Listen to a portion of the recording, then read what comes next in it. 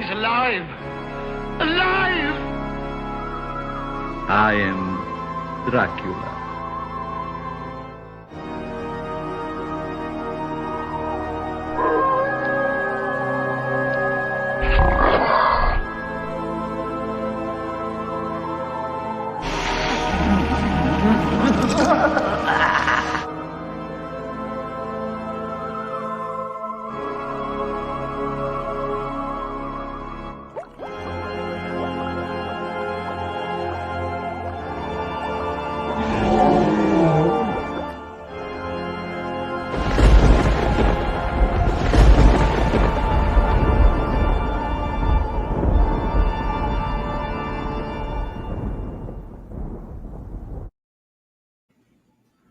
Hello, Monster Maniacs. Welcome back to Monster Manor.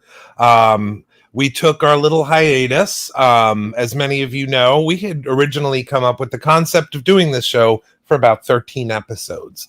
And it's been a huge success. Everyone's wanted more. So we took a little bit of downtime to regroup, get the rest of our guests planned and slated for our first season. So boy, I can't wait to tell you the folks that we have coming up, because it's going to be a cool end to a first year that we never could have planned. So this is just awesome. But today we are having a special show. We're catching up from our friends at Fantasm, phantasmorlando.net, if you want to check out the webpage. But on this has evolved, and if you go to that website, not now because you want to see the show, of course, but right afterwards, go over to phantasmorlando.net, because they have added a lot of stuff. There's a lot of entertainment value, and we have the man to tell us all about it, Tony Greco. He's the showrunner for Fantasm Orlando and a good friend of ours here at the Manor. So without further ado, let's bring in our good friend, Tony. Hey, Scott. How you doing, my friend?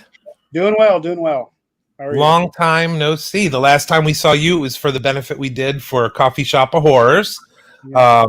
Thank you for that. But man, what is going on with Fantasm? There's been a lot of changes on the website, people added and stuff. So what do we have to look forward to October 1st, 2nd, and 3rd? Well, we have quite a lot of Halloween guests coming this year. We have Camille Keaton from I Spit on Your Grave. But back to Halloween, we have Nick Castle, James Jude Courtney.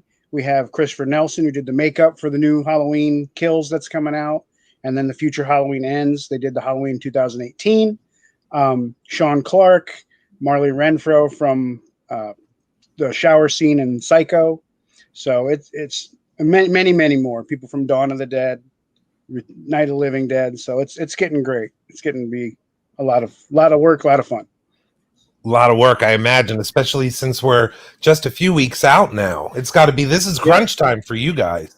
Just over a month. Yep, it's crunch time for sure. Wow, exciting. And I can remember when we first started talking, it was like, there's this thing we want to do. We have so much time, and where has it gone? Dude. Yeah. It goes fast. It goes very, very fast. We have a lot of other things that we've added since last time we've talked. A lot of vendors coming in, a lot of shows that have signed up to do panels, do live performances. The haunt aspect has grown considerably. Live, tabletop gaming, stuff like that, Warhammer tournaments. A lot of things are shaping up to be a really good show this year. We've grown quite a bit. Yeah, and no one's going to be able to complain that they're bored or don't have anything to do, because there is literally something for everyone. Right. Something at all times, and it's a packed schedule. It's going to be a packed schedule with panels, with shows, with people to see, things to do, interactive photo opportunities, all kinds of things, costume contests, concerts, all kinds of things. Yeah, and I'm sure that, especially with the creative aspect, you have something from every creative end too. You have the writers, the authors, the makeup people, like you were saying for the Halloween, the last movies, he's going to be here.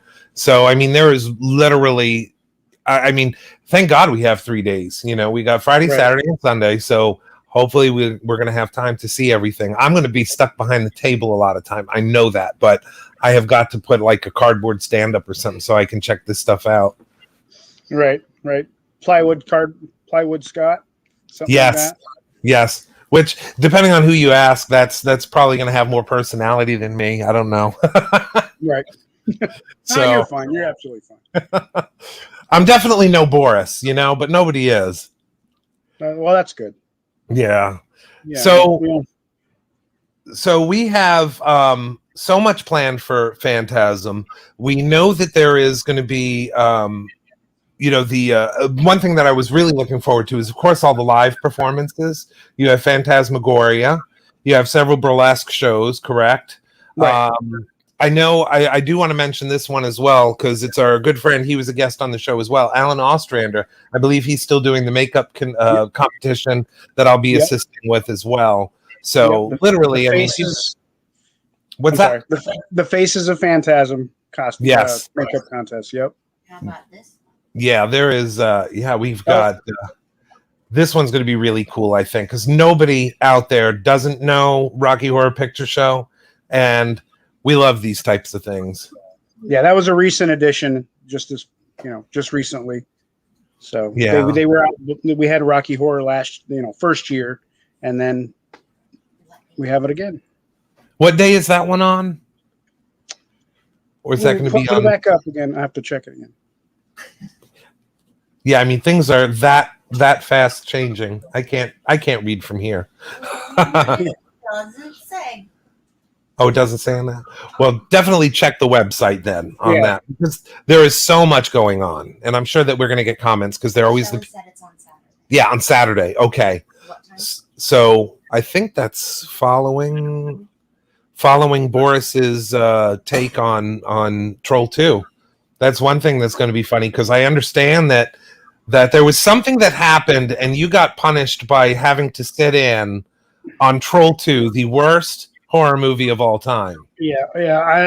I got roped into that, so I will be a part of that as well. So looking forward to it.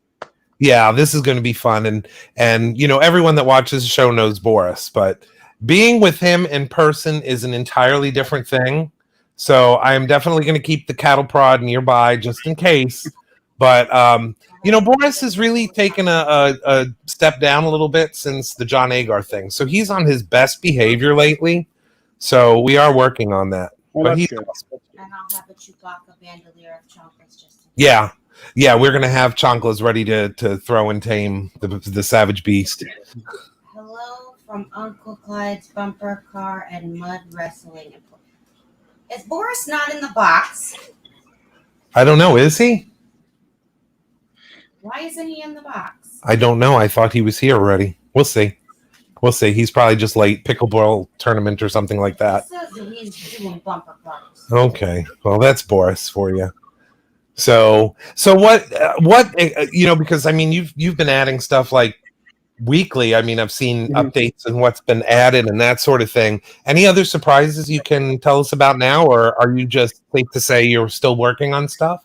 No, well we have a Monster Mayhem model kit contest that people they submit their model kits and stuff like that. They'll be judged at the show. That is being headed up by Candlelight Effects. That's Dean and Rob, and so that's a competition that's going to be a 1 day only thing. And then so it's just a lot of things that are ramping up. They're not necessarily secrets, but maybe they haven't been announced yet. And you want to put that good impact out there with an art image and a press release kind of thing for that. So there's a lot of other things, and I'm sure other people that'll be on the show will be talking about their specific areas that are going to be at the show as well. So the film festival, the haunt, right, photo opportunities and things like that. So right, it'll be great. Yeah, and this is kind of a first for our show during the live streaming from the Manor, is that we've got so many folks from Phantasm. I mean, we're gonna introduce them all, spaced out so they get time to talk about their individual selections. But this is a cool show because we get pretty much the top brass from Phantasm, and then we get some of the headliners that are going to be there. So stick around for this show. You're not going to want to miss this one. But Tony, since we're so close to it now, Mhm. Compared to the first year, is this like, are you pinching yourself that we're able to do this in this post, this post-COVID world and everything? Yeah, it's always a touch and go day to day situation. You don't know what's going to happen. There have been other shows that have been happening that seem to be, it's coming back, and then you get excited, but you still want to be cautious. You never know what can happen. We're hoping that everything goes well. We're going to do what we can to ensure that it goes well, but we always have to err on the side of caution a little bit as best as we can. You don't want to jump a gun. You also don't want to let something catch you by surprise. So in the post-COVID world, and then with the way things have been, and the way things look like they're going, and then they look like they're going a different way, it's touch and go. But right now we're very optimistic. It seems like everything's on track. So we're hoping for the best. But as it is right now, we're pushing forward like everything's fine. In terms of the show anyway. So that brings up a good point. What you were saying though, is there anything that we as the guests coming and the vendors and everything like that, are there any requirements that the state or Fantasm is requiring? Well, not so far yet. I mean, it's like I said, it's a day-to-day thing. If anyone comes up with any kind of state or governmental requirement for us, obviously we have to follow that. If the hotel comes up with a specific rule, of course we have to follow that. So it's not case by case, but it's whatever the situation mandates. We've been in talks. We're not like discrediting anything or any of the information that's out there. We're talking behind the scenes. We just don't want to say anything too early. I know we're coming up on a month away, but we are in talks of what we don't know about masks. You know what I mean? We're a smaller show than some of the bigger shows that are out there. So we will have to err on the side of caution. But we're definitely going to talk about it some more behind the scenes, and then we will let anyone know once we find out and make a decision. And I'm sure that'll all be posted on the website if there are any last minute things. And follow them on their social media as well. Fantasm is also on Facebook and Instagram, so they can always check you out there for any updates as well. Right. Okay. And finally, I know we really always want to drive this home too. This is a really important point you said, not only to the future of Fantasm, but just as a really good chance to stay as long as you can. Tell us about the room situation with the Rosen. You don't. Well, you get the room rate if you mention the Fantasm block. It's on the website. $155 a night. You get a parking benefit with that.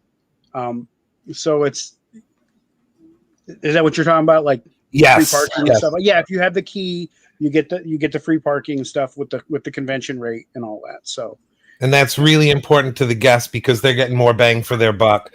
But also it does help out Fantasm to show that there is a support from the community. The more we support the Rosen and fill those rooms, that also grows the show for next year as well. Exactly. And then the room rate is good for 3 days prior and 3 days after the show. So it's not just the Friday night, Saturday, and Sunday night. It's the 3 days before it and 3 days afterwards.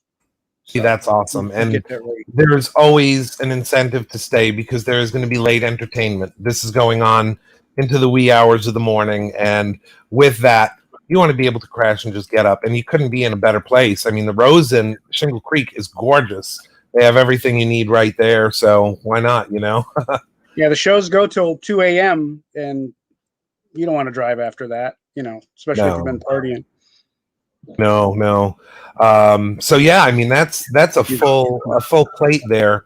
I know we'll probably talk to you once more at least, or at least catch people up on the Monster Manor page on you need that on Facebook and keep people in contact with you guys and what's going on and where we are with that.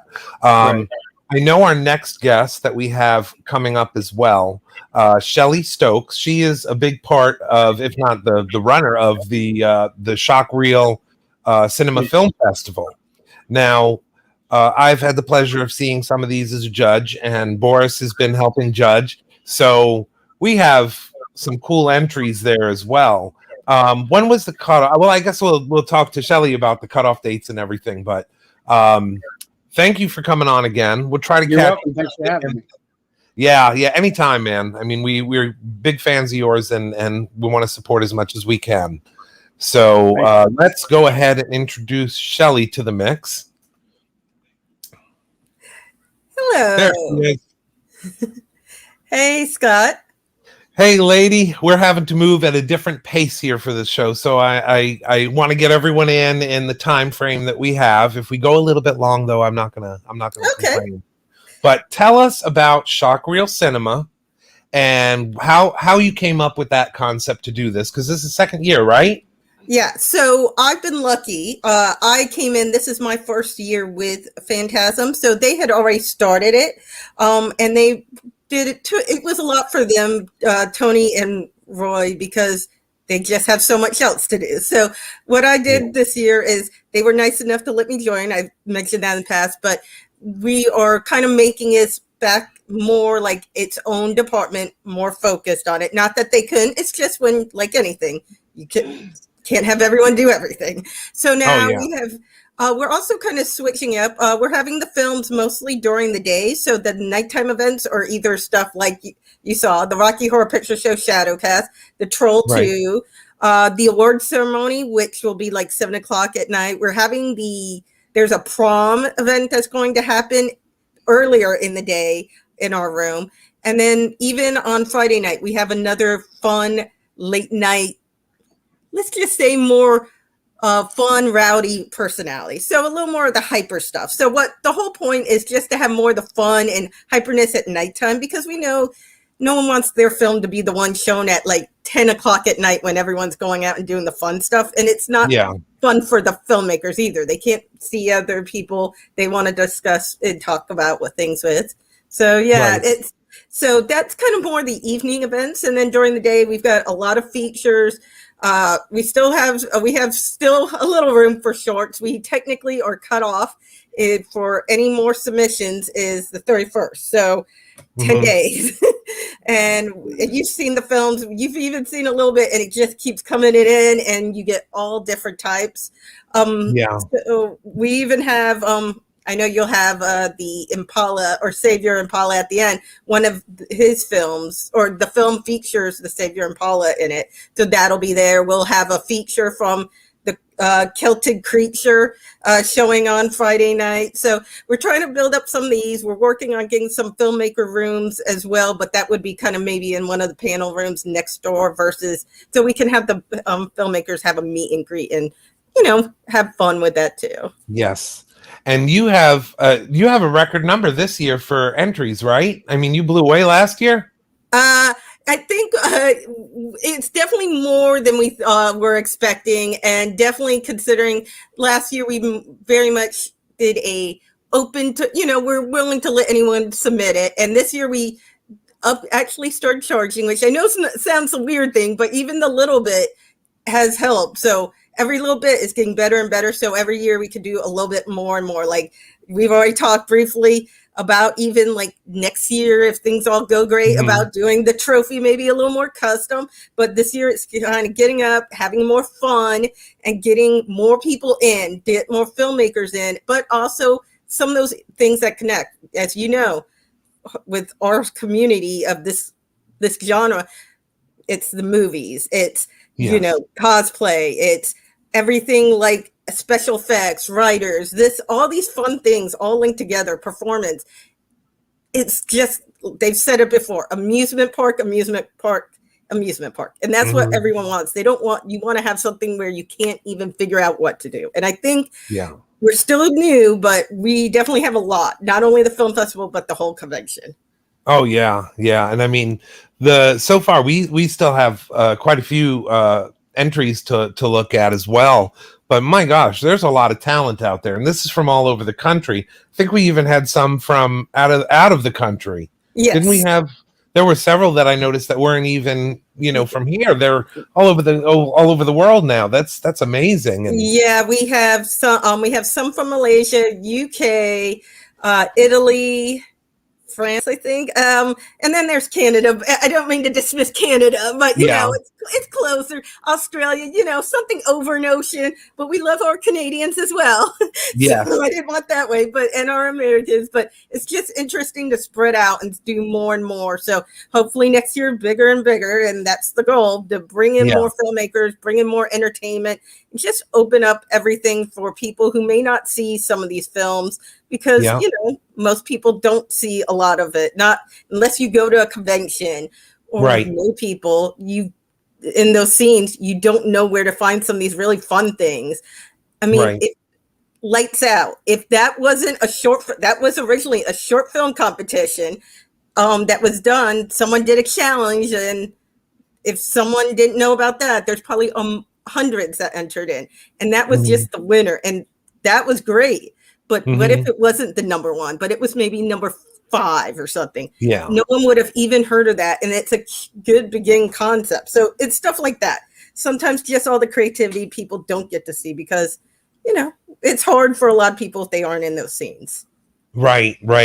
And, you have to commend any of the entries because, no matter where you are in the filmmaking process, you guys really haven't, said, okay, if you're a new filmmaker, you can't admit your piece for judging. You have all different styles, all different, steps in their journey. So you have very new filmmakers and you have people that you can tell are a little more seasoned, but you never know if you're looking at the next Jordan Peele or Dario Argento or George Romero. You don't know where you're going to find these people in 10 years from now. Yeah, people forget, like if you looked, I think Shudder currently has, or in the last few months, they did George Romero's The Amusement Park. And this is like an old whatever, and it's something different, but it's like when you first look at old Romero, like we all know Romero because, now we all know, but like even some of those early movies after Night of the Living Dead, they're known because of Romero, and so we found out about him, but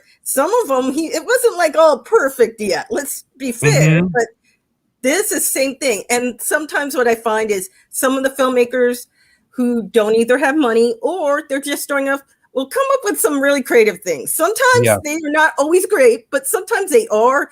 And just things you would have never thought of, either trying to create a special effect because they didn't have money and they're just rigging something that's like, okay, let's see if this works. Well, Stuff that's like old school. Yeah. Absolutely.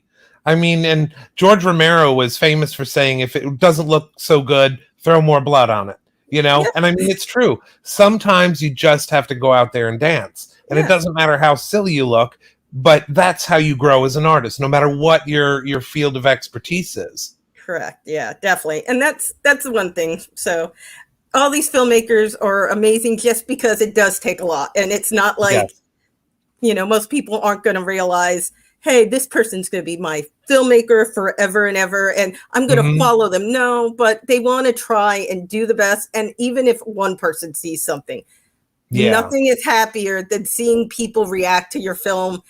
It's the best experience. We've all had it where you've seen your work and they're like amazed, and just even like, or a laugh or something at the one moment, it's the best feeling. And that's how all these filmmakers or special effects artists or actors or musicians always feel, or writers. Anytime someone says they love your work. Yes. Amber, how are we doing on time so far? We good? Okay, we are good so far. So I'm going to ask you a couple I always have to more watch out. I have to watch too because I want everyone to have time to talk. But selfishly, I have some questions that I want to ask because these entries that we've had, and we've been judging, several. When you judge one of these, when you look at these films, what stands out to you the most? Maybe this would be a blanket chance for us to talk to some of the filmmakers and say what we look for as judges. So what do you look for when you're looking at these films? So what we've noticed, and I know this from experience of working on the Creature Feature competition, as being a judge on that, is it's being able to make sure the biggest thing is it's okay to bring up what you enjoy, as long as you're not going to. One thing people tend to do is vote more with their doing the negative votes more for what their preference. Like maybe if someone was more in this, they don't like this style, or maybe they don't get it. Sometimes they put it down. Now, not getting a little's okay, but like saying it's confusing because maybe the plot. But what I think sometimes from a judge standpoint is we're trying to find the even balance of trying to find, so it's not all about just perfect artistic talent to be perfect, that they've been doing it forever, but also the creativeness and originality. So for me, something that could be like maybe not the most expensive, and maybe they have some flaws in the audio, but if I see that they're trying, or if I see something that looks really interesting that I wouldn't have thought of, someone like, or something that even makes me laugh sometimes. If I see something that causes me to laugh, it's like, what in the hell did I just watch? It makes me want to watch it again. Sometimes it kind of makes me want to think that's creative enough, so maybe that rating on their story is a little higher. Or if I feel like, oh, this is just maybe, there's not anything that's too rude. It's more of, for me, if I feel like I've heard the same thing over and over again, or I see, or if it feels very obvious, there's always going to be some, but something feels like it's always going to be the same thing, like, oh, A plus B equals C. Yeah, just a little. I won't take them too much, but I'll just usually think, okay, it's not as creative. Yeah. But I tell you one thing about the entries. I can really respect the people that research their subject matter, because there have been a number of ones that I've seen that you can tell that they really set themselves apart by that. I don't want to say that some don't, but there were some in the series that you're like, okay, on the critique, you have to be really constructive about it. That's what I believe. Constructive criticism on these is paramount. But when you're looking at them, if you can really know your subject matter and do your research, that's one thing that really sets them apart. So if you're a filmmaker out there, I would say that's probably the most important thing, because even if your makeup effects aren't the best, your audio isn't the best, as long as your story, like you said, if that story is really tight, really tuned in, I think that saves a lot. Yeah, it does. I would say the only other thing, oddly enough, and this is just, I've noticed it, and you can see it every time, stories like one of the biggest things, but I would say, oddly enough, audio is probably the thing that will always kill your film. I have watched films myself that you can almost barely see, but I can hear everything. Anytime the audio is messed up, even like, not just like a little, like either it's out of sync, or it's at too up or too low, or all over the place, or who knows what, it's harder to focus because it takes you out so much. You can get in the mood still with hearing it. You can still, sometimes stories aren't the greatest. I still think stories are pretty good, but audio is usually the one that it's hard to even finish the film if you can't even hear it right. Yeah, and that is not only limited to small budget, low budget independent films.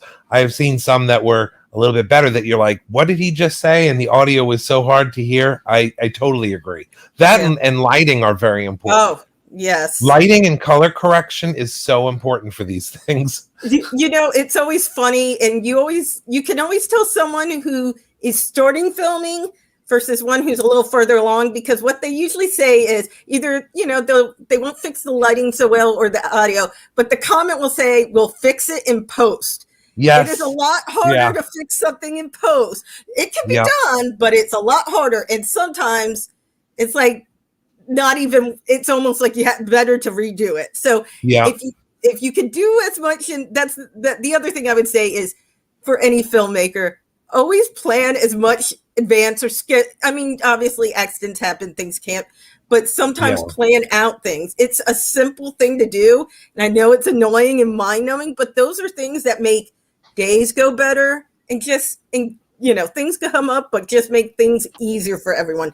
Don't have people running around looking for stuff. So I think that's for the filmmakers and your crew, but for people watching, obviously your story should be good, and then your audio should be really good. Yeah, definitely. So you mentioned that the end of the taking in submissions, that was the 31st, you said?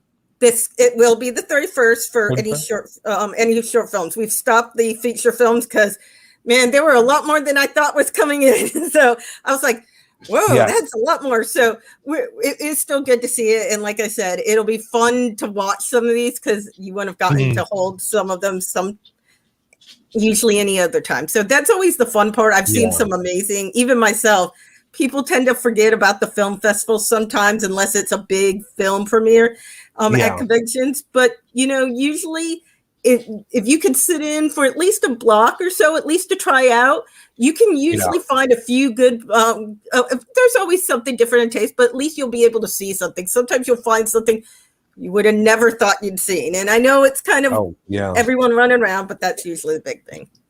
Yeah, I mean, that's how a lot of these start out. A lot of filmmakers can get grassroots support just from a film festival entry. It's more of a proof of concept in a lot of cases that go into this grand, production.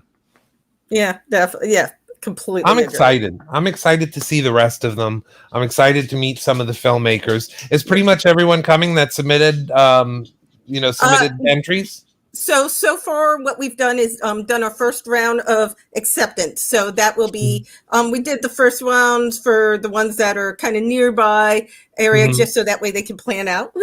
And so we do have the first round. We're waiting till the 31st for our final round. So it's just half and half. It's some are definitely responding back so far, the ones we first initially. So we'll see on the other ones, but yeah, we should have a good turnout. Oh, wow. Well, I'm excited, and thank you for letting us be a part of it and helping out with that. I love you guys. I can't wait to see you and especially Boris run up Troll 2 and stuff, making Tony drag along with him and you. Yeah, I've heard some stuff, and poor Tony. I love Tony, but he's gonna have fun with this one. I still need his address to maybe mail him the special edition with the documentary. I think we need to do that. We have that one. Oh, I know. Yes. We discussed. We both have that one. Yes, that is an awesome. And it sounds weird that we're heralding the worst horror film, certainly of all time. We're heralding this in such a thing, but you have to be a part of this experience. You have to see how bad it is collectively to truly appreciate it. Oh, concentrate.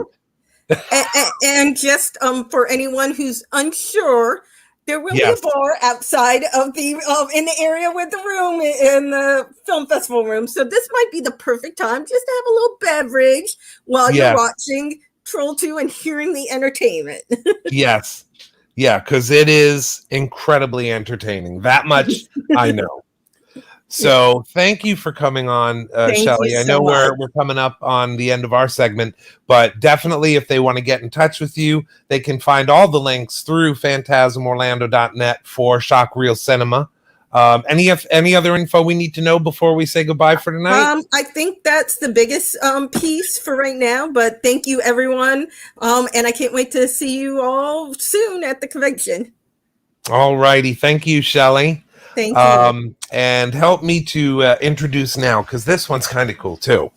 The props and stuff like that, the actual pieces that come out of television history and motion picture history, that always has a special place in my heart. And this next one is from, of course, we all know Supernatural, right? Well, this automobile is iconic. And the Savior Impala had some of the most famous and arguably some of the most attractive butts in it. And here we have a faithful reproduction of this. And I want to introduce our next guest. So let's bring on Paul Hugan. There's some of the pictures here of his car. But Paul Hugan, and you're famous.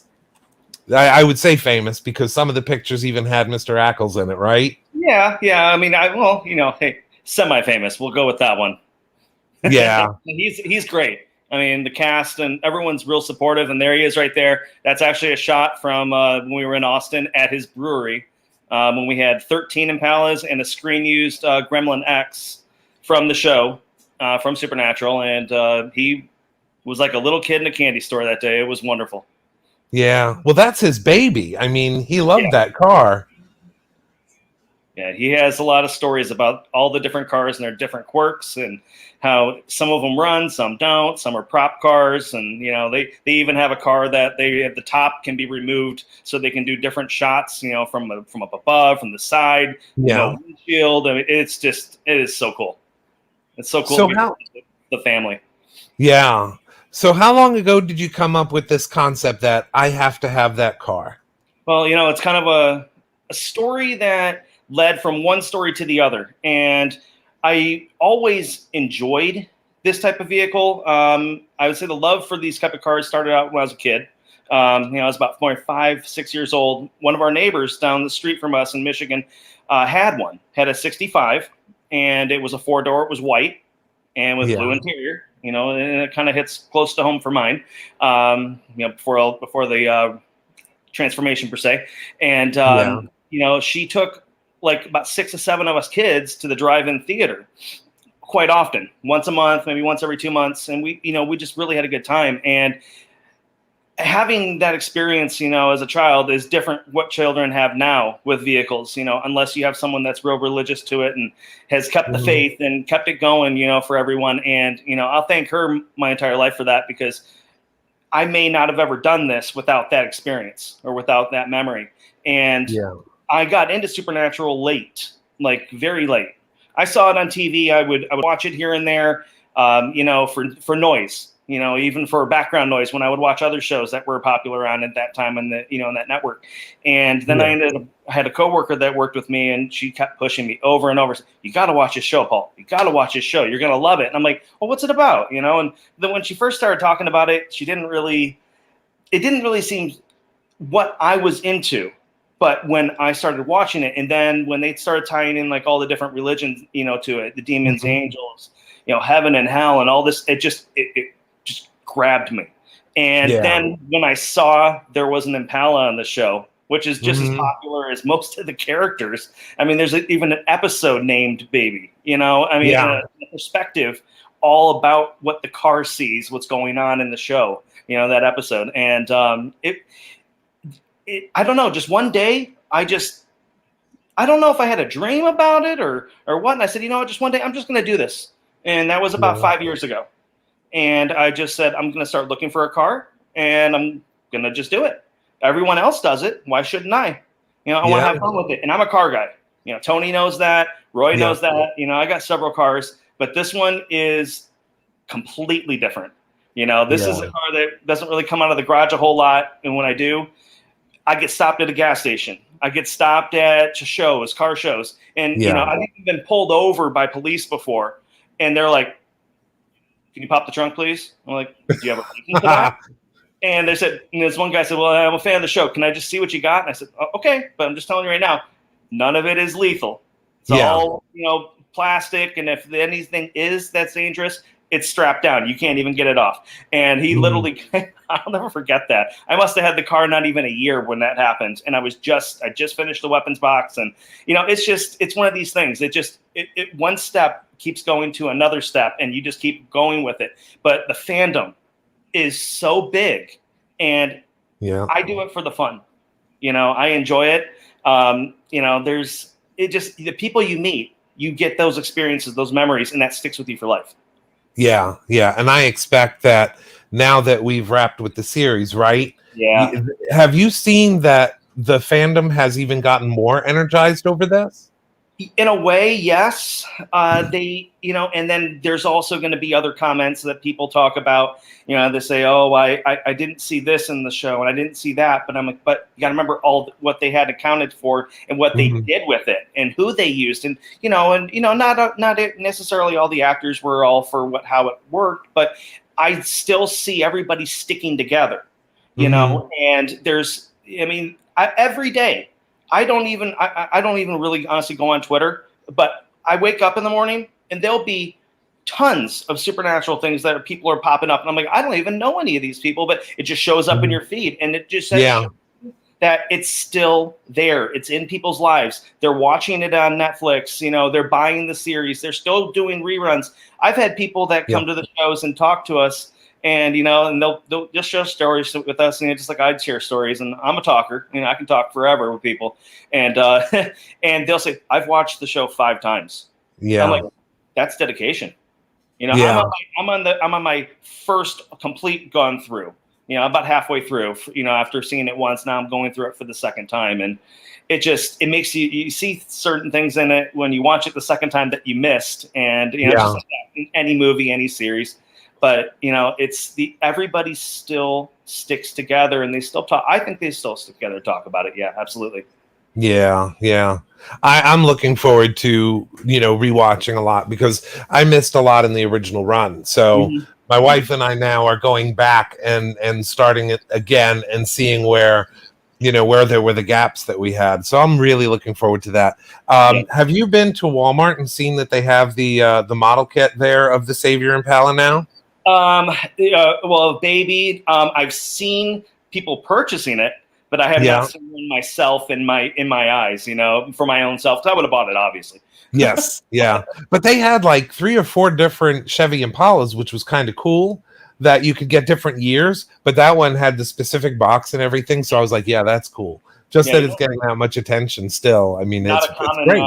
It's not a common item anywhere. A lot of specialty stores is about the only place you can get items. Wherever you want to try to look for it, people still know you have to go to these particular stores in the mall or online or Amazon, and so forth. But yeah, it's pretty cool. The die-cast models are really nice. I have one in my car. It's funny side story. I had it in there when Jensen came in, and he sat in my car, and I threw him my keys because I was trying to. I told him to start the car, and he's like, I can't. And I'm like, why? And like he had to stop for a second, and I almost saw like a little tear starting to form. And he's like, because when I start them, I don't want to turn them off. Oh yeah. So it really, and he sat there and he looks over, he's in the driver's seat, and we all did the whole photo ops. Our idea came up to be was riding shotgun with Dean, and I don't know if you guys have one of those photos to show the groups, for the people that are watching, but I had my diecast car sitting on the dash, and he sits there and he looks at it and he starts poking it and just starts laughing. He's just like a little kid. I'm going to play with the car just for a second, and there you go. That was the day in there. You can't see the model card because of the angle of it, but you can see it when they showed the other one that was on there. You can see it from the one from the other side. So he really, he's a fantastic guy. And so is the crew and the cast. They're good. They're just good people. They're good to their fans. And they really do respect them. They appreciate it. There's not like these people in shows and movies that, you try to go up and do a meet and they just look at you for 2 seconds and they're like, thanks for coming. Move along. You're just a number. Everybody has a personal connection, even though they don't have much time to spend with people, that go, you can feel it. I've met a lot of celebrities doing different shows just because, I'm a nerd as well. I like all this stuff that's out there, and I've never had the same experience that I had with the Supernatural, cast. And it's just it's on a different level. I never thought I would ever be like, I'm not a super fan. And I'm not a big fan. I'm somewhere in between the big fan and super fan, area. Yeah. I never thought that I would ever want to be involved or happy with a show that was so long ever. I just never, I never assessed it. It's like, back in the day, like Smallville was on, and that was a really long series. And that was one of the ones that, I kind of was into. And then, Supernatural was playing the same time frame, different, different, right. Not the same day or not. But, it's hard to find shows like that run that long, and they have their fandom and they have their, everyone they stick together. Yeah. I mean, that's the whole thing about the cult classics. And this, I think, is definitely one of those cult classics, and like you said, you see these people at conventions.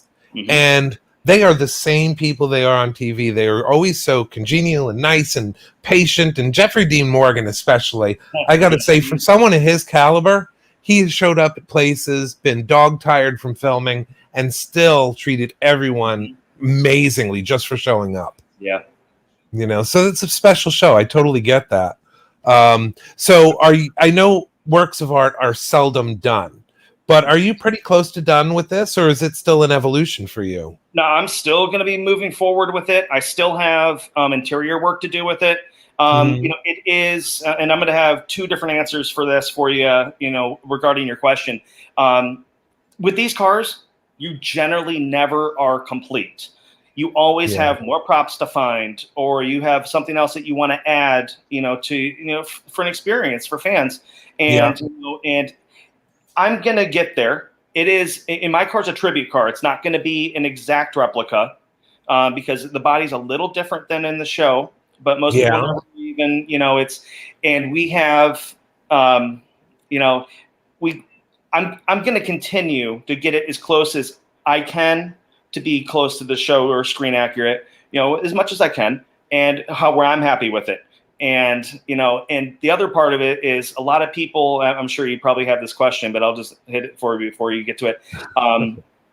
I had, everyone else usually names their car after a character in the show or their real life name, they'll call it, there's so many different Impalas, but they'll name them even like after, like we have Jensen the Metallic car, you get so many different names.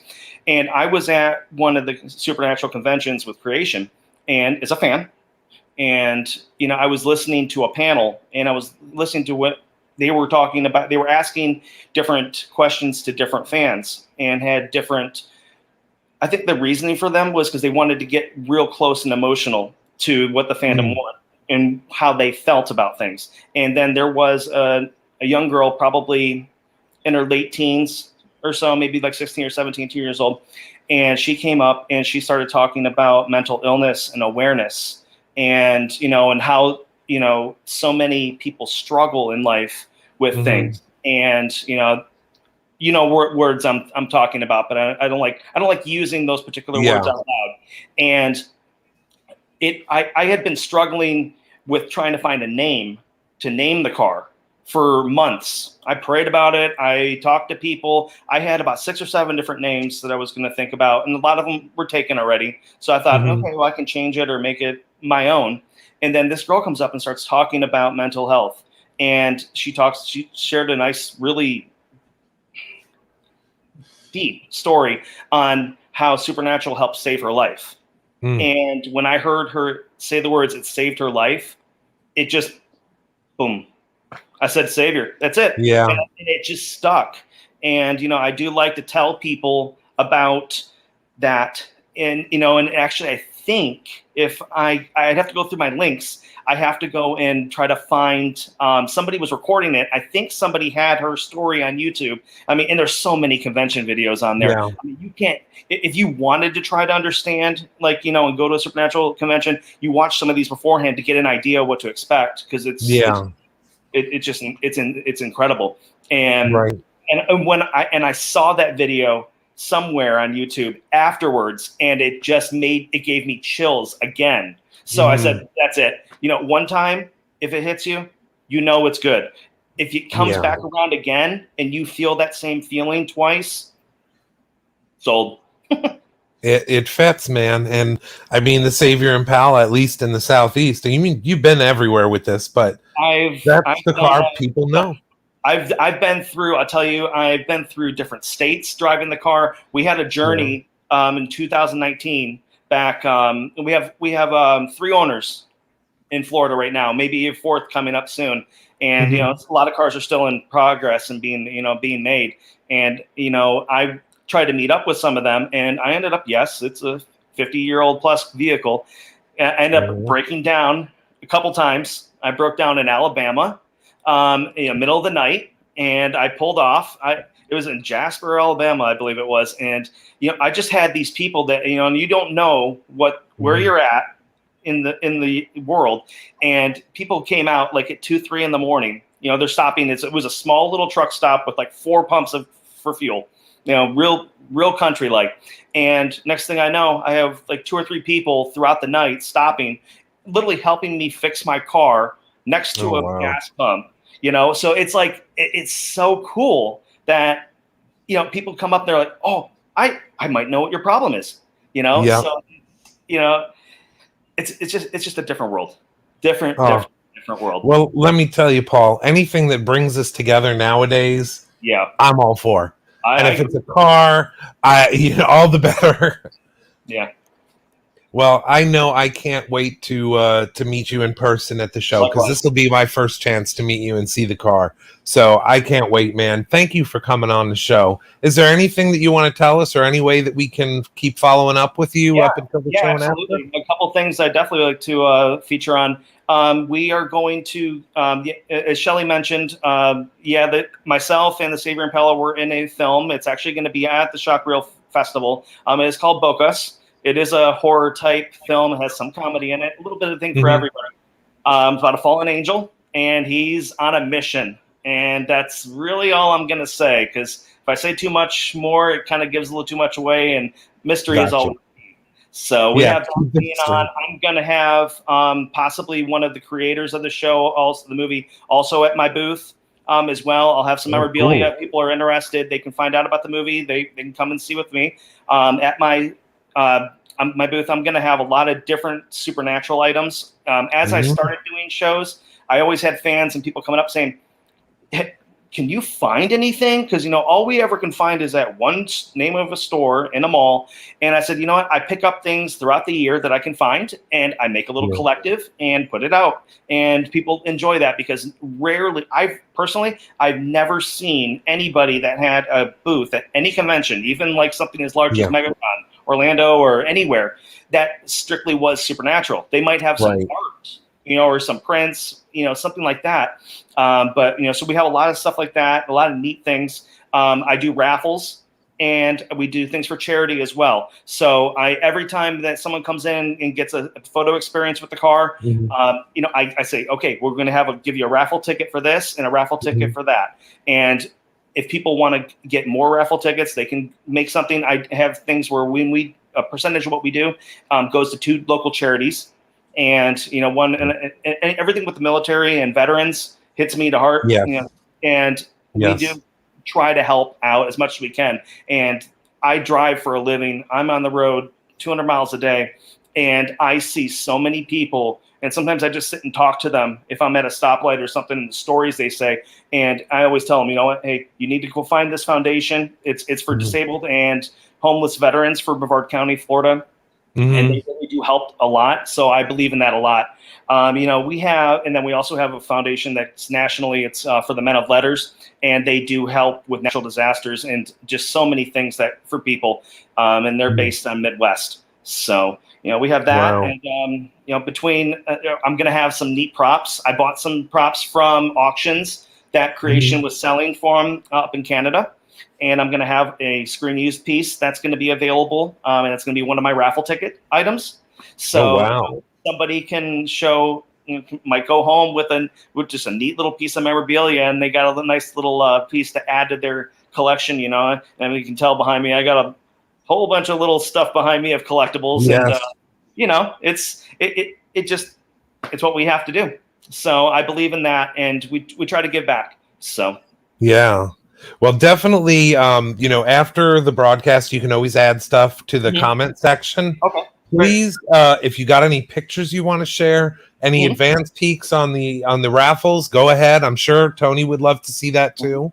So yeah, very, very interested, and I can't wait to meet you, man. This is going to be awesome. I'm looking forward to it too, and I've got some creative ideas already for you with the car, and we're gonna have some fun with some of the guests this year. I'm just gonna leave it at that. And very cool. We're gonna do it. It's gonna be an interesting one, and I'll tell you, the show is awesome. Everyone for watching. The venue is, they say it's a 4-star hotel. It's like a 10-star hotel to me. I mean, it's gorgeous. Gorgeous. There's pools, there's hot tubs. It is huge. I mean, you have to go up and down escalators in hotels to find places, in the restaurants and everything. It's incredible. I stay there when I'm there. And I'll be there all 3 days. So, we have a really good time with it. Very cool. Yeah. I'm looking forward to too. I don't know when we're going to sleep, but we'll just collapse the next week, I guess. When's that? Sleep is for the dead. About 3:30 and 7 in the morning, maybe. Yeah. But thank you for coming on, and such short notice as well. No, it's my pleasure. if you want to check out Paul's car and everything like that, you definitely want to check out the Facebook and Monster Manor. We'll probably get more pictures there. Oh yeah, absolutely. And now I have to announce our next guest. I saved this guy for the last because this video is a little bit. If you're squeamish, now is the time to turn. But you're on a monster show, so you better not be that squeamish. But let's hit this commercial for what our next guest is bringing to the table.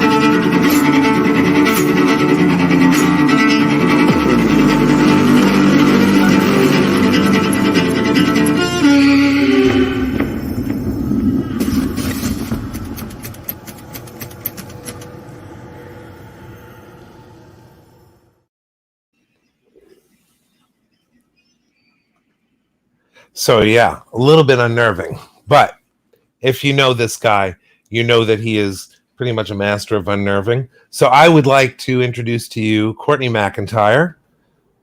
Hey, how you doing? Hello, my friend. How are you? Good.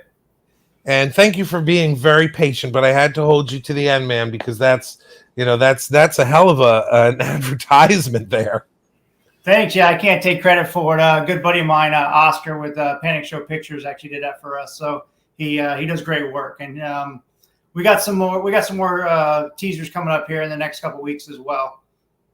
Very cool. I'm excited, man. That's awesome. So tell people what they have to expect with this, because this is a mobile haunt. You're basically building a haunt on location for the people there, right?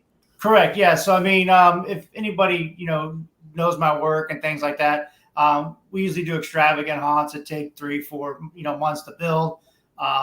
40, 50 actors, sometimes up to 70 at some points.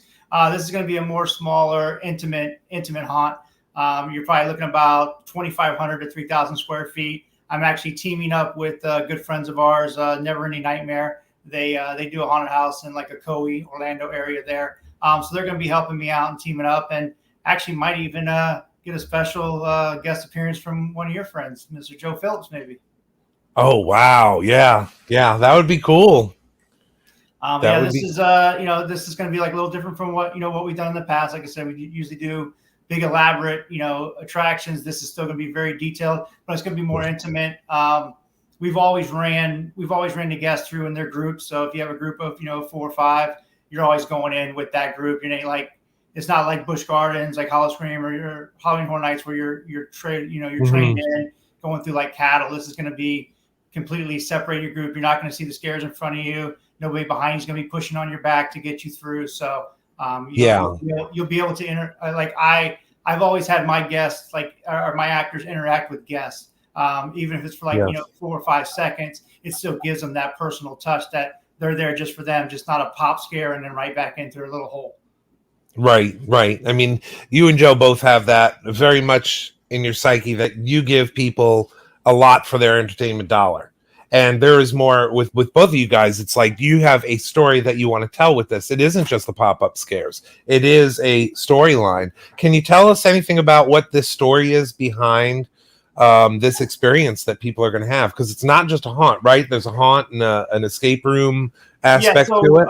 Well, just the backstory of the haunt attraction. The Nightmare Chamber is going to be like the things that we're bringing: the escape room, the haunted house, and then a buried alive simulator. I'll start off first with like the buried alive simulator. Basically, it's a coffin, and it's you being buried alive. You have senses of smell. You have a video in there that looks like undertakers are throwing dirt on you, so the coffin shakes a little bit. There's a video outside, so your friends can actually view you, your reactions and things like that. I'm not going to give away too many scares with that, but yeah, it basically gives you, it's a 2 to 3 minute experience, and it gives you the feeling of being buried alive. You can actually buy a death certificate with it, or the video as well, that your friends are watching outside. So it's a pretty cool thing. Oh, wow. The escape room is going to be a 10-minute escape room. Also teaming up with Oscar, the gentleman I mentioned, who did the promo video with Panic Show Pictures, and he actually runs escape rooms around the country and builds them and things like that. And that's gonna go hand in hand with the haunt. So basically, the theme of the escape room is that you're in Agatha Grimsley's bedroom, and you broke into her bedroom, and you have 10 minutes to find her razor, which her razor is what she uses to cut the kids' tongues out. So that'll kind of take us to what the backstory of the haunted house is. So her son back in 1979 was out trick-or-treating, and she lost sight of him. She couldn't find him. He was gone missing. She's running frantically up and down the streets. All she could hear is the kids saying trick or treat. So that mention of trick or treat drove her mad. Anytime she comes to her house, there's rumors that she kidnaps the kids if they say trick or treat, and she cuts their tongues out so they can no longer speak the words trick or treat ever again. Wow. I'm sitting here smiling, but why do we like this stuff, man? This is, it's so horrible, and yet I look forward to it every year. I love seeing the creativity that goes into the haunts. What is the psychology behind that? I don't know. Like everybody always asks me that. I feel I'm a normal person, Yeah. I just I have a normal job. I have a family, kids, dogs. I live in a suburban area. I'm not like somebody you find in a cave or something like that. It's just something I've always loved. I mean, even as a kid, my parents bought a new refrigerator, and I saved the box for Halloween and painted it black. Yeah. And come home early trick or treat just so I could scare the older kids. When I was 6, 7 years old. And then what's funny is, my daughter was born, and she was born right for Halloween, so we brought her home. Obviously, we couldn't do nothing on Halloween, so I ran to Walmart real quick or something and grabbed the cheap mask, just whatever they had left, just for something for me to do. And hid in the back of my truck. When kids knocked on the door, I jumped out of my truck and scared them. And then decorate a little bit the following year. And then after that, people were like, "Oh, you're gonna do the haunted house next year?" And it literally grew from there. Right. I started back in 2004, just doing that. 2006, we actually had a full-on haunted house. And then by 2013, we had over 5,000 people at my house. And I was like, okay, it's time to go pro. And people were parking 6, 7 blocks away. And the cops were always cool with it and everything, but when you have that many people at your house, it's time to get a bigger venue. Yeah. Well, you've done well with that. I mean, I'm aware of a few of them that you've done. And you got to work with Joe one year. I think it was for the Christmas one. You were able to come over and help out, right? Yeah, I actually played Santa for Christmas for Joe's Christmas haunt that year. Pretty disturbing Santa as well. I was aborting a fetus, let's just say, and dunking it in a trash can. And I guess it got rave reviews. People were saying I didn't think the shallow grave could get any worse, but I went out that year. I mean, not one of my proudest moments, but Joe said I had free reign and I wanted a shock factor. So yeah. Well, I mean, you bring up a good point, though, because there have been, I don't want to give names or anything like that, but there was a streaming service that was giving an inside thing to the haunts. And if you want to say the name, I'm fine. I don't want to necessarily call them out. But is there a line? Because they got a lot of heat on this special where they were going way over the top with a lot of I'll say the name. Are you talking about McCaney Manor? Yes. Yeah, like everybody that's a professional haunted house person, they're exiled from us. They're not a haunted house person. That to me, I would never want to be a part of something like that. And I've never known nobody that's went through it, but from what I've heard, he says it's like a 8 to 10 hour thing. Well, if you last 8 to 10 hours, now it's a 12 to 14 hours or whatever. Yeah. And it's just I don't know the gentleman. I mean, he actually he takes donations and he gives them for pets, food for pets and things like that. So I mean, that's a good thing. I condone him for that. But as far as the whole aspect of that, that's not a haunted house. That's a torture chamber. Yeah, and that's the thing, and it's disturbing. I mean, seeing that special, because I did take a look at it. I actually had to shut it off because it's just so over the top, and it almost goes between, it goes from entertainment, which the haunts like we pretty much do. It's entertainment, but that is torture. It is. It's a different level. It's just a different level. I'm not comfortable with that personally, but to each their own, Yeah, like I said, we try to. Like myself and like Joe and things like that. Like we try to bring something different to Florida because everybody was used to everybody's used to the whole, Halloween Horror Nights or Hollow Scream, where it's just like, so like the booth scares, there's no really interaction and things like that. Cause they're handling what, 4,000 or 5,000 people an hour, maybe, and we're trying to do, 300 to 400 an hour, and keep it intimate with your groups. So I've always used, like, as far as like a speech to start it off with like an actor to kind of tell the story a little bit, which everybody will have that here at Phantasm. You'll have that as well, the main character and things like that, as you're entering your home. So you'll have the normal aspect of what I normally do. And then back in 2019, we decided to do something a little different. We actually split groups up for a little bit. So that might be something they might see at Phantasm as well. Which was so maybe a few more. Another that's cool. That we never touched on until 2019. So yeah. Well, we do have this new phenomenon, which we never could have imagined, that the world would come to a screeching halt in 2020.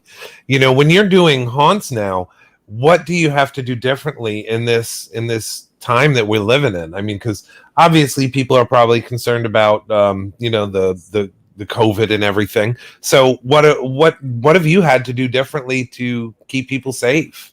Like we've had to basically use like misdirection as far as for scares to keep actors a little bit farther away instead of getting so in their face, which that's what I'm used to, because most people get scared when you break that comfort zone, they're scared. So we've worked on a lot of misdirection scares, and then also with actors that do come in close vicinity of the patrons. They were like baklavas underneath their mask, and if they have makeup on, we have masks that actually incorporate with the makeup. So it works out well, and it keeps them safe. Go through and anything that's touched, every hour go through and spray it down with 99 alcohol, just to keep it as safe as possible. Yeah. Well, I know everyone appreciates that, man, because it is a strange time we're living in now.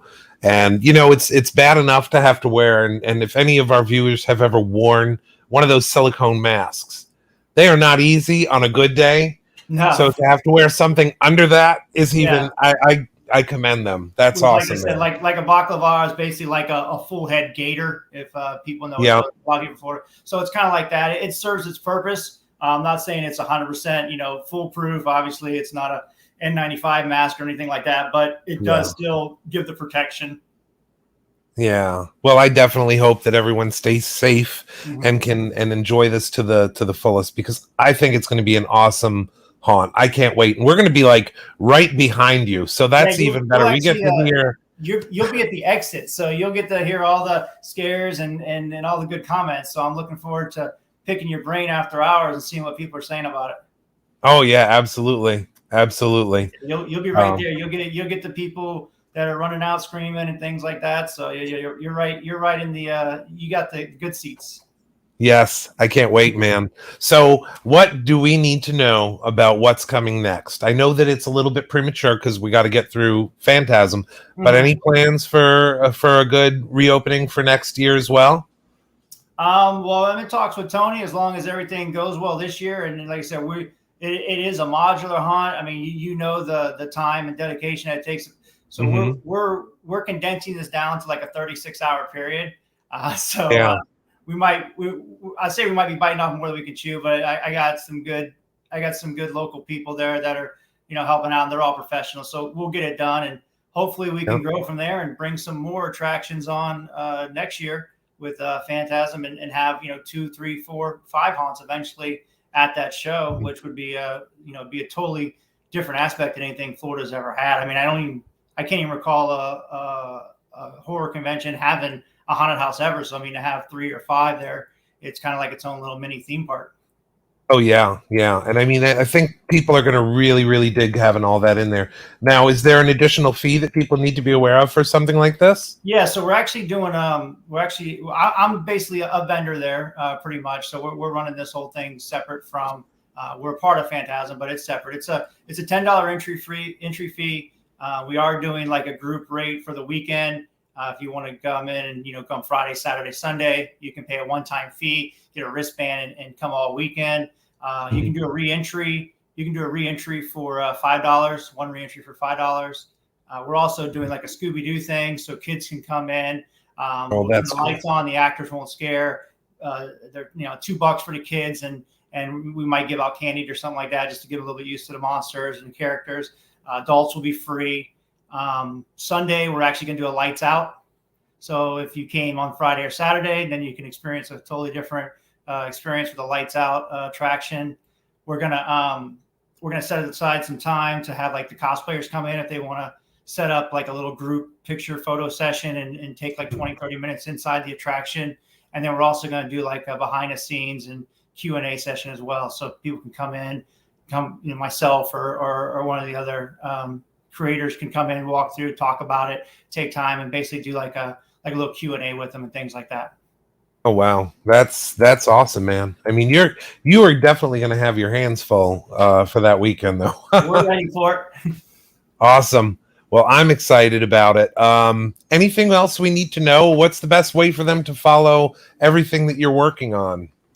You can find it at the Nightmare Chamber or Florida Haunt Community. Actually, it's a page I run on Facebook, and or the Nightmare Chamber on Facebook. And actually, you can go to Never Ending Nightmare as well. We're both posting the same things, and then a lot of posts on Fantasm. But everything will be on the social media. And we didn't do a website this year just for like the one pop-up. So everything's running through the Fantasm side or social media. But links for tickets are up now, and you can go to the Things to Do page on the Fantasm Orlando.net and purchase your tickets right there. Well, there you go. So we're doing what we're doing as well. We're doing like time ticketing. So for example, if we're running it from 5 to 6 or 5 to 7 on Friday, and if you want to come Friday, you can purchase your ticket for that. So they're limited per hour, and it's broken down on the website per hour. Gotcha. So they are going to be scheduled then. Yeah, we'll do. Obviously, people can buy at the door as well, as long as it's not booked up for the time frame. But with COVID and stuff like that, and not sure the potential on where we're going to be at, come October, we figured it was good to do the time ticketing. That way, people aren't standing in line next to each other. You can come in, wait, come in your time frame and be more social distance. Yeah, well, that's great. And again, I appreciate everything you're doing to keep the patrons safe. That's really important nowadays. So I know a lot of people. Just to touch on that again, and one more thing to touch on the social distancing and to keep safe. Basically, we're gonna sanitize everybody's hands. Everybody's gonna have to do hand sanitizer before they go in, because as you know, people that go through haunted houses like to touch the props and the walls and the cool stuff. So that way they'll all be sanitized prior to going in. So we're not having that issue where if I went in before you and happened to be sick or something like that and touch something, and then you come in behind me and touch the same thing, well, you know that their hands have been sanitized prior to. And that's going to be done right. That's going to be done right at the entrance, right when you're getting ready to go into the attraction. Yeah. Same in your room as well. Every little bit helps, and I think if everyone takes personal responsibility, it helps everyone out. You got to kind of all be heroes nowadays with this stuff. Exactly. But I do appreciate you coming on. I know we had a little last minute flip with scheduling. So thank you guys, for coming on. I do appreciate it.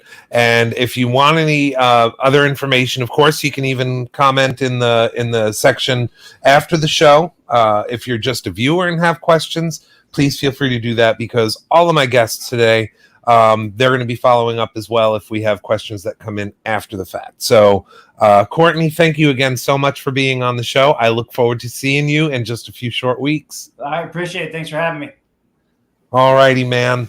So, wow, that was a whirlwind show. Special thanks again to Tony Greco, Shelly, of course, Shelly Stokes from the Shock Reel Film Cinema, and Paul. Paul, we thank you for sharing your information about your Savior Impala. And now we know where the name came from.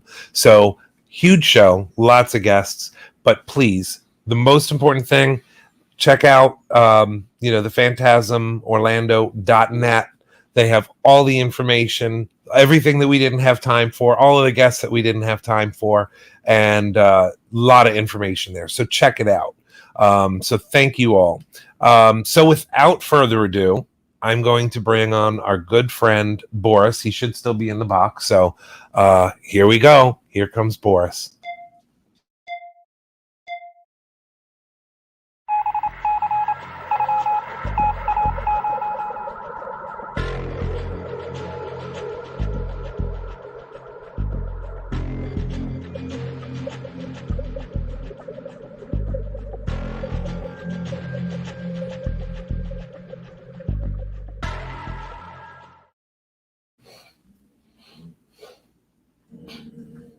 So apparently Boris did not have the night off. Thank you, producer lady, for the text.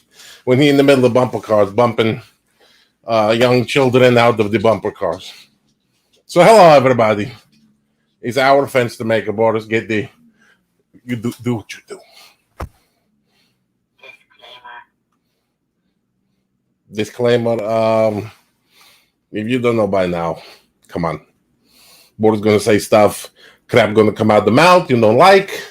You're probably not going to like, or you need to free on Boris. But anyway, whatever come out his mouth is his fault. Not producer lady, not the dog that they just bought or got the adopted, the fence to maker, or the little hobo baby. It's just Boris' fault. But you know that. It's probably running around his crotch right now saying, don't blame Monster Man, to blame Boris.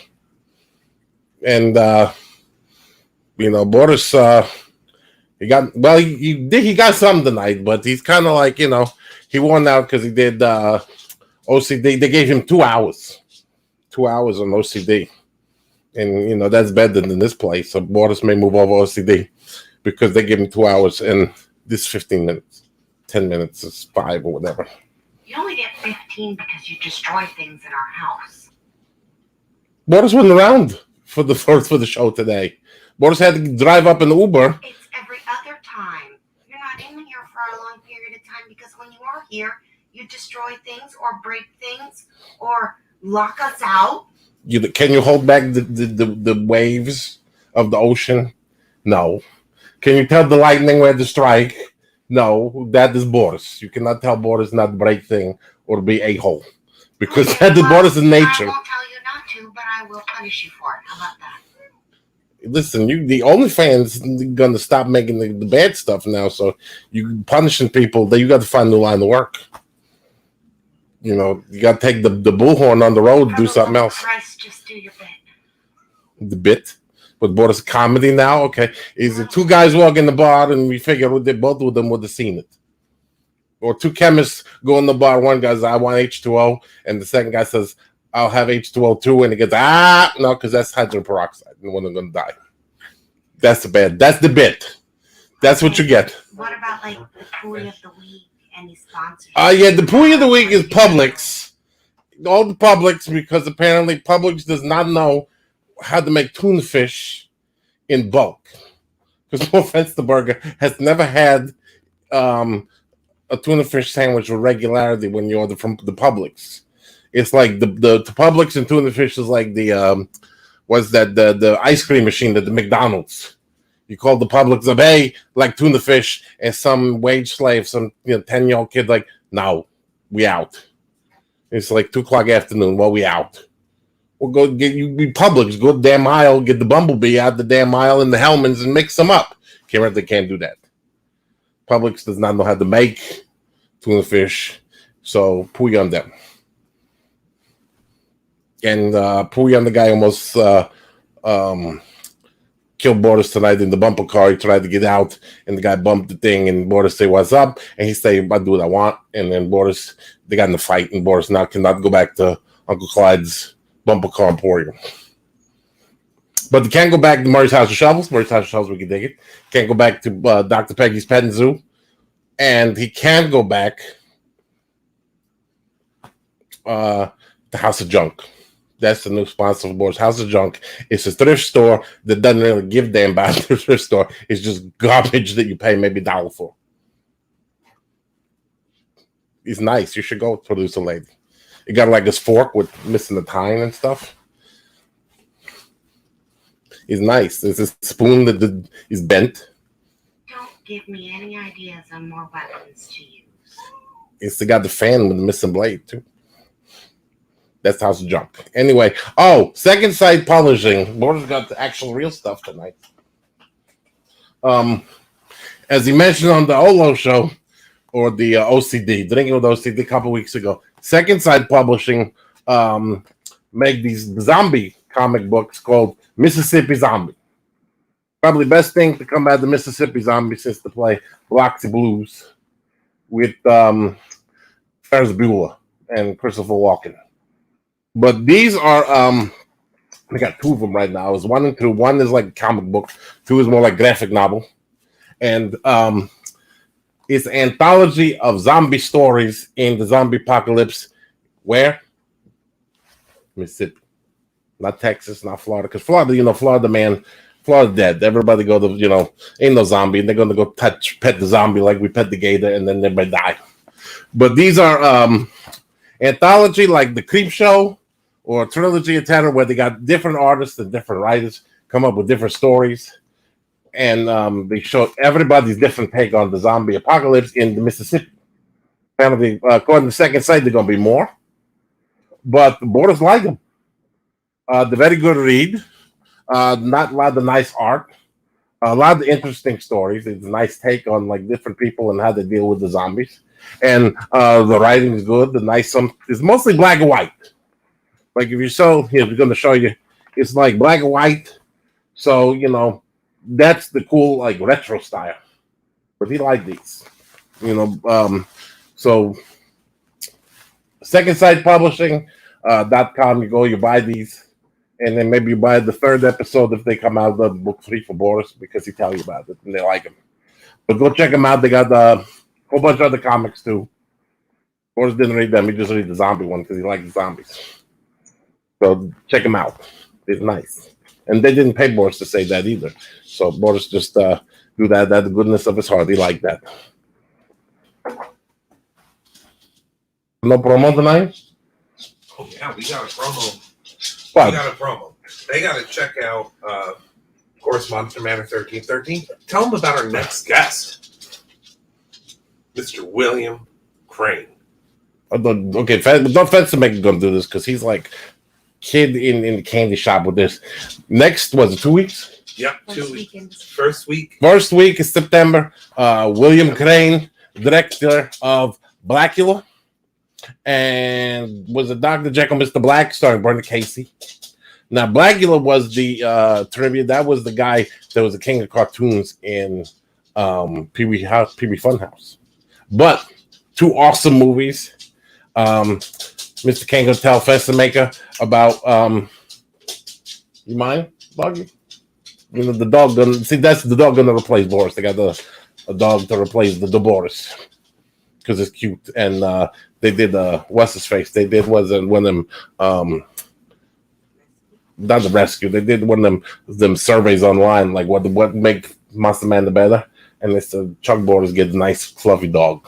Get the corgi because it's like everybody liked the Queen corgi, and so they got the one, and then they got another one. And soon you're gonna be able to walk in here and just the floor gonna cover with corgis and Hobo Baby. I just wanted to die-cast cars, and somehow these corgis show up. I just wanted the Batmobile, but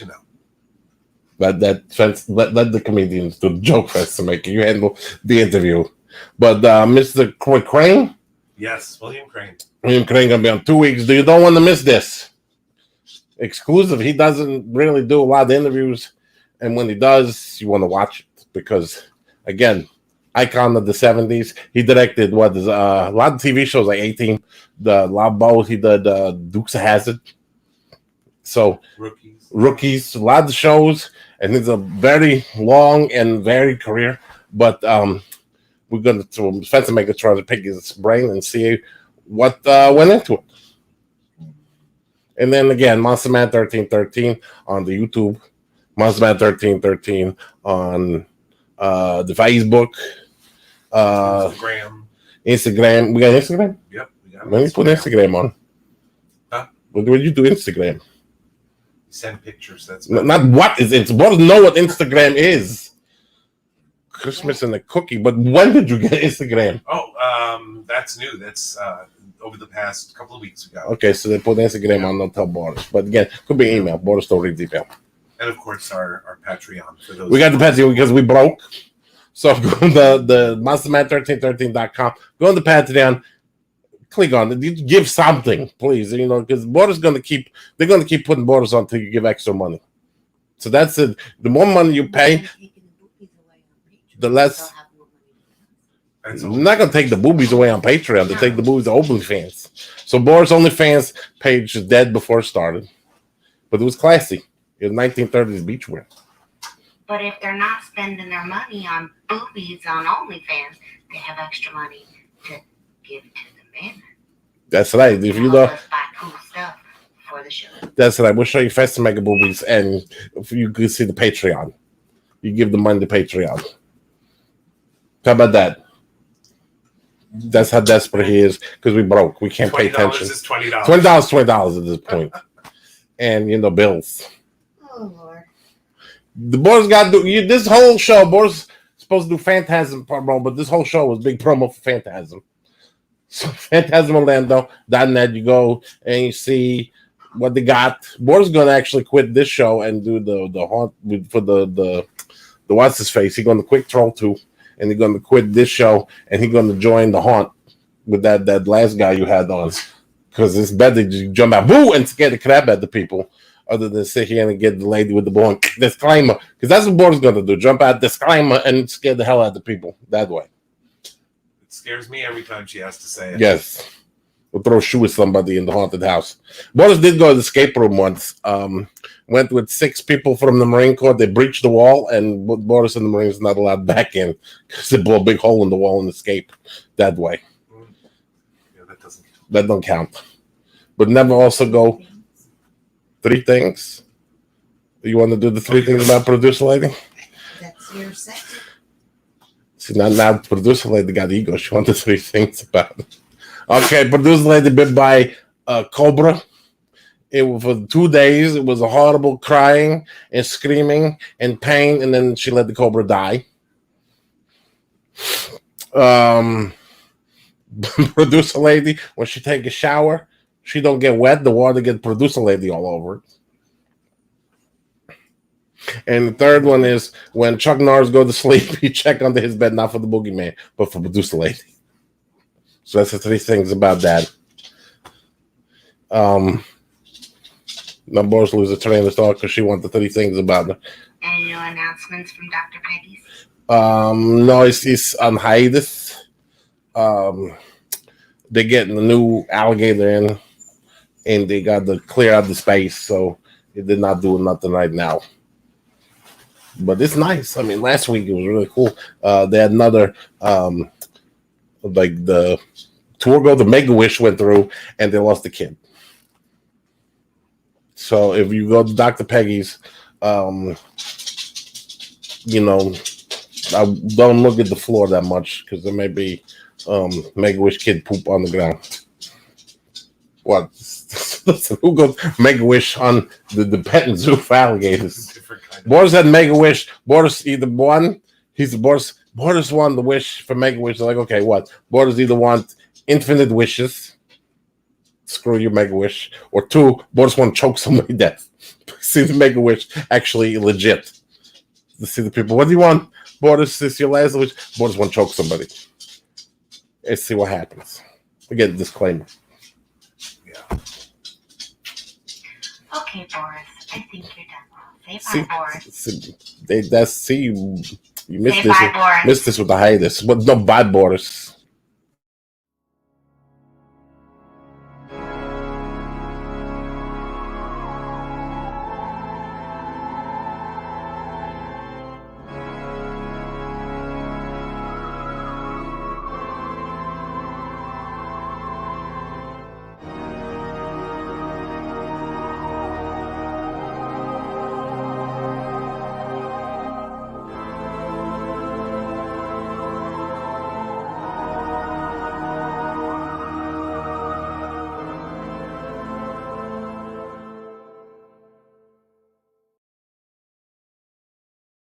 The bonus say that can't believe that 40 hours of tasteful video and the film, and then photograph. Like, what's the glamour shots? Remember the glamour shots? Boris got the gold guy from the 80s mall glamour shots with the thing, and now he can't do it.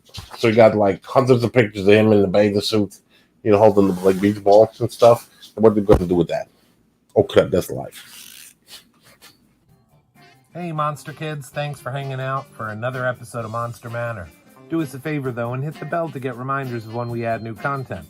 Subscribe to our channel, and while you're waiting for new shows, check out our website at www.monstermanor1313.com.